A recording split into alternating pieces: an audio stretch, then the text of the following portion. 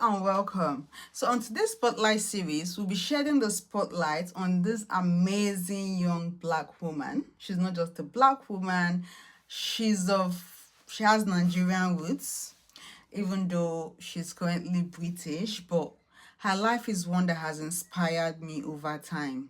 You know, um, let me give a heads up first. She's not a very likable person. And that's understandable because she's into politics. She's a politician. But what we want to talk about today, the story we want to share about her today, is not about her political ideologies. It's not about, what we think about her political lifestyle. I just want to share her inspiring story about her journey, her life, how she started, where she is, and how it can inspire us as young women to see what is possible, what is doable, and that someone is actually doing it.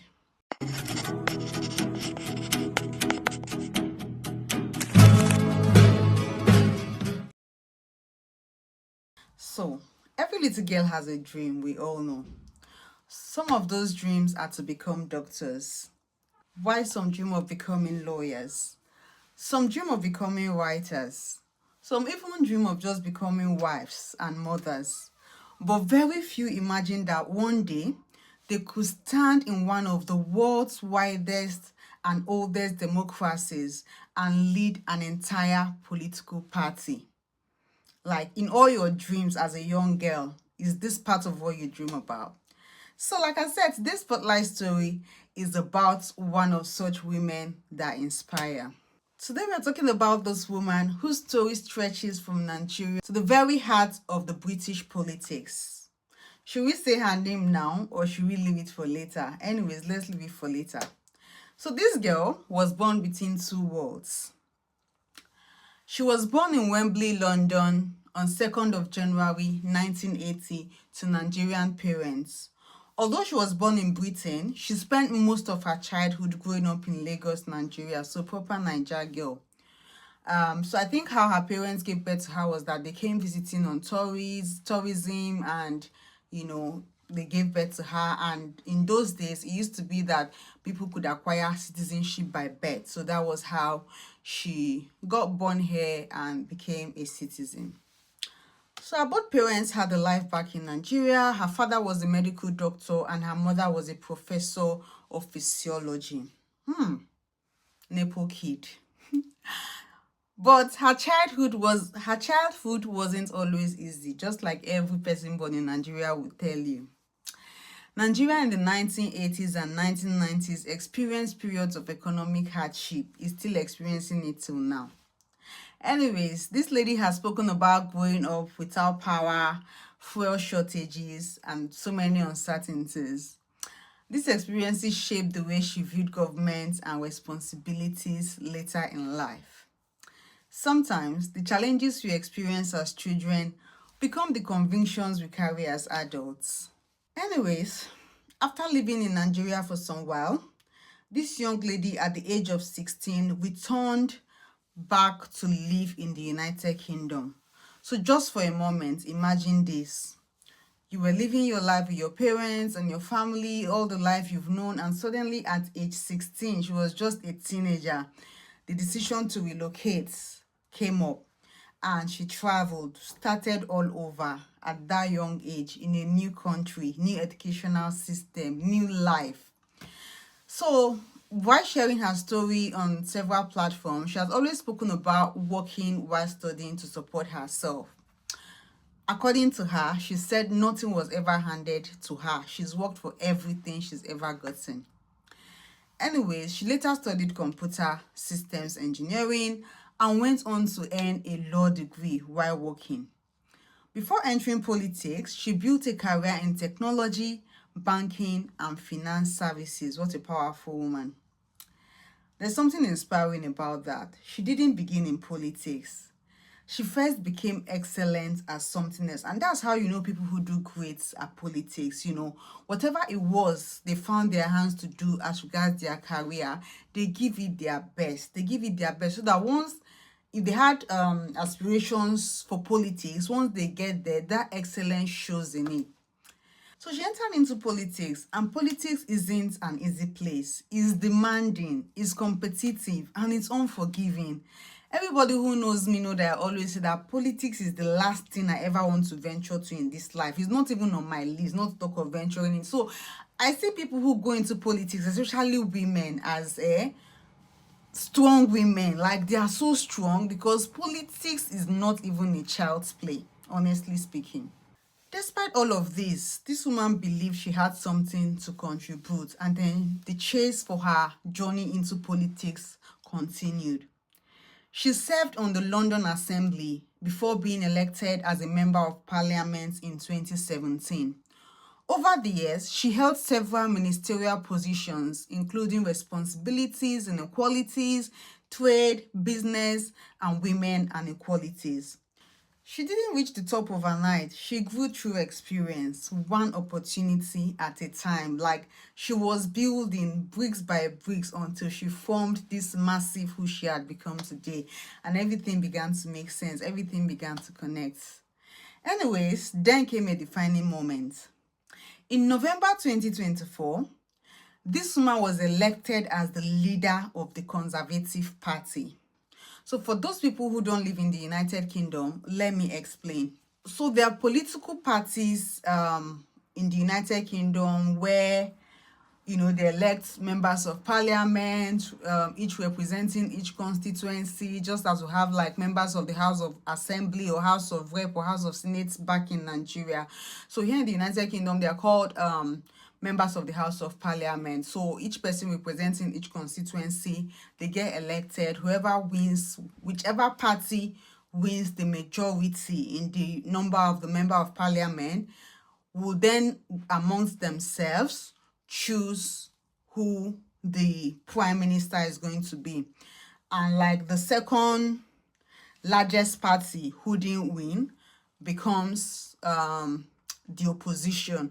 So, hey God, how do I explain this thing? When PDP was PDP, it was like PDP and APC. So let's say in APC, why maybe President Ahmed Bola Tinubu was president. In PDP, they had a strong frontier. Who are we going to use now? I don't want to use Atiku because it doesn't even seem that strong. Let's say Peter Obi was in PDP and he was very strong. So, and they do have like these meetings where they sit down and have meetings and all of that. So imagine like a leader of opposition, maybe Peter Obi in PDP, the threat he was to the ruling party. So that was what, or that is what this woman is in her party. So the name of her party is called the Conservatives. So even though the Conservatives didn't win the majority for them to be able to provide a prime minister, they were the opposition, and the opposition also needed to have their own leader within themselves. So this woman has built herself and her reputation so much that she earned that position of being the leader of the opposition. Being the leader of the opposition also made her the leader of His Majesty's official opposition, the politician responsible for leading the largest party outside government and holding the government to account in parliament. She became the first black leader of a major UK political party. So that's what I've just explained in some way. So whether people agree with her politics or not, that achievement is historic. Honestly speaking, I don't want to talk about where I stand as regards her politics because that's not the crux of this matter. I know so many people don't also agree with where she stands or what she does, but guy, you can't overlook her achievement. Now look at this. A Nigerian girl, raised partly in Lagos, now standing across the dispatch box from the Prime Minister, like face to face. History has a remarkable way of reminding us what is possible. And with this woman, I really wanted to begin to imagine, like, who could have thought? Like, even her parents, I know they meant well for her when they gave birth to her, but in their wildest imagination, I know they must not have thought or imagined their daughter reaching such heights. One thing everyone agrees about this woman is this: she's very direct. If you watch her videos, she talks without fear, without mincing words. She says what she believes, and that has earned her both admiration and criticism. Of course, If you are someone who is bold enough to own your opinions, to own your voice, to own your personality, not everyone is going to like you. And that's something I like about this woman. So while some people appreciate her honesty, others strongly disagree with her views. But there's the lesson here. Leadership requires the courage to have convictions. So as a woman, if you aspire to be somewhere up there someday, you need to learn from this woman we're talking about right now. You need to have convictions and stand by them, regardless of whether people are going to like you or whether they are going to hate you. And of course, you know it. That doesn't mean everyone will agree with you. It means you must know what you stand for, such that if they tap you by 2 a.m. in the night and say, where do you stand? You are clear. You know where you stand from. Now, there's a lesson every girl can learn from this woman, like every single girl. And that's why we're sharing this story today. Number one lesson is that your background doesn't define your future. Even though I understand that in Nigeria, everyone claims to have been born from a humble background. See, Nigeria is dealing with everyone, whether you are rich or poor. And that's because the state of the economy has made it such that even if you are rich, you can't just escape the shaggy that you're going to see. So that is why, even though for so many people like us who were born in the trenches and in the slum, if you read stories of people like this and they try to portray themselves as, oh, had humble beginning, we begin to wonder. But that's the truth. We had factors that affected us all that would have mitigated our journey or our plans by mere facts that were born in Nigeria. But this woman didn't let any of those deter her. So your environment, where you were born, people you were born to, didn't really matter, or would not really matter if you've set your heart to become something. So I beg you, whether you were born in Nigeria, or you were born in London, or you were born in Abuja, or you live in the largest city in the world, or you were born somewhere in Bauchi State, your dreams are still valid. Do not give up on yourself. Do not give up on your dream. Your dreams are still valid. So the second lesson we're going to be learning from this woman is about education. We've seen from her life that education opened doors. She invested in learning. She's an engineer. She studied law. She built a career in technology. She went into finance. She built a career in finance. Knowledge became part of her preparation. She was solid. Academically wise, she didn't joke with it. And that's why I keep telling people, even though in your dreams, in your plans, you might not see yourself being a professor or chasing education, or think that education has a role to play in what you've dreamt yourself to be in future. One thing I'll always tell you is that give education a chance first. You never can tell where you need it. And somehow that becomes a ladder where you step on and grow to achieve other things. So don't play, at least struggle, no matter how difficult, try to at least get your first degree. Because whatever else you might want to build on, sometimes in the future, you might need at least, your first degree and what you've been able to achieve at that stage. So your education is very important. It's an investment you must not joke with. The third lesson we'll be learning from this woman is, don't be afraid to start over again. No matter how old you are or how young you think you are, if you think the next stage of your life needed you to start all over again, please give it a go. For this woman, moving countries at 16 couldn't have been easy. She was just at the peak of her teens, where she was beginning to build friendship, build life and all of that. But yet she moved and then she adapted. Sometimes the unfamiliar becomes the place where your future begins. That's the truth. There's something I always say. Sometimes you need to live in your comfort zone for your future to really unravel. So if you feel like where you are has become too comfortable, nothing seems to be moving, it is time to move. It might feel uncomfortable, it might feel unfamiliar, but take a leaf from the life of this woman and launch forward and move. The fourth lesson we'll be learning from this woman is the willingness to lead. Leadership isn't reserved for other people. See, women belong in leadership too. Whether that's in business, education, politics, or even in your own community, even in your church, in a little group, wherever you belong to, leadership is open to women as well. This particular area now, I'm saying it also to myself.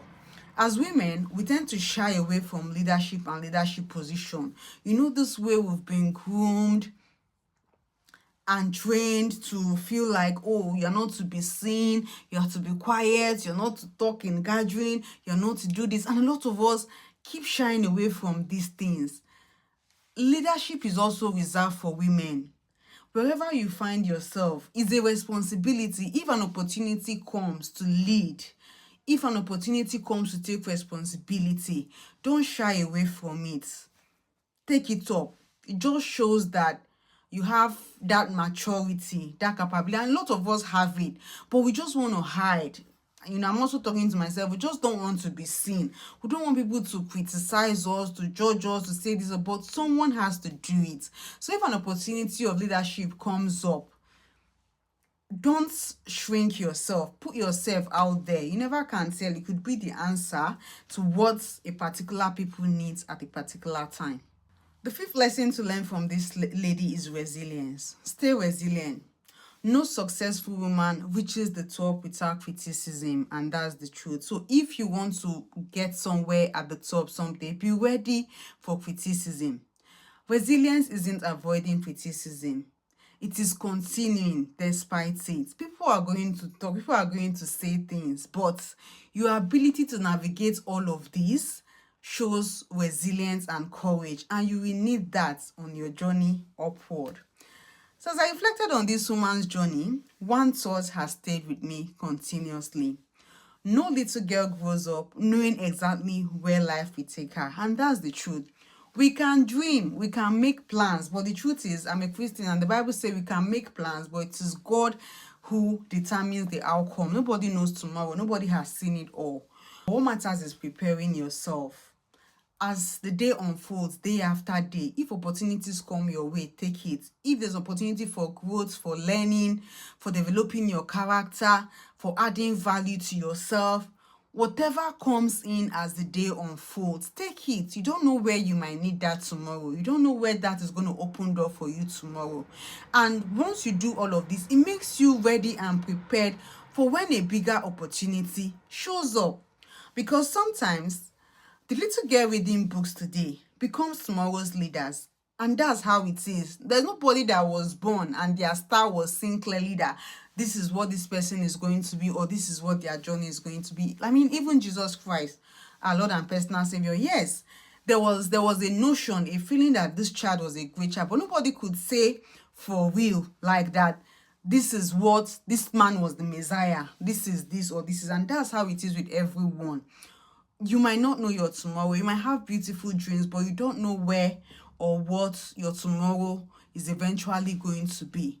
So I'll just say, as time unfolds, as the day unfolds, take each day as they come, learn the lessons, grow, and be open for opportunities. I know I've just been talking about this woman and I've not really told us her name. Some of you might have guessed who she is by now. And for some of you who still don't know, her name is Kemi Badenoch. She's a politician. Yeah, and like I said, because she's a politician, not so many persons like her. But the truth is, she's been excellent in politics. She's doing so well in politics. Like, if you're a woman and you someday want to venture into politics, I think you should follow Kemi back to back and just watch her, listen to her speak, watch how she goes about her things and gather some inspiration. So that's it for today on our Spotlight series. Thank you for joining me for this wonderful episode. If Kemi Badenoch's journey inspired you, let me know your biggest takeaway in the comment section. Let me know what you have to say about her story and how it has inspired you. And don't forget, if there's any other remarkable woman whose story you think we should explore, I would love to hear from you. And like I said, this is not going to be about all the big women we know about. It could also be ordinary women like you and I, who we know that your story could inspire the next young girl out there. Please send me an email in the email that is on my description box. Share your story with me and I will be glad to feature you on our Spotlight series, either with your face on it or anonymously. Anyone is welcome. To my returning subscribers, I just want to say thank you for always staying with me. Thank you for always watching my videos and for always engaging. So if it is the first time here, I just want to say welcome to you, and I appreciate you stopping by. Here on this channel, we inspire, we teach, we encourage young girls and women to keep growing, to keep becoming, and never to settle for less until you become all that you were created to be. So catch me again on another series of Spotlight series next Sunday. Video drops at 6 p.m. sharp. Don't forget to subscribe to this channel if you like this content. Drop me a like and a comment. I would like to engage with you. Connect with me on my other social media platforms and let's vibe on there. All right, until when next we see, do take care and bye.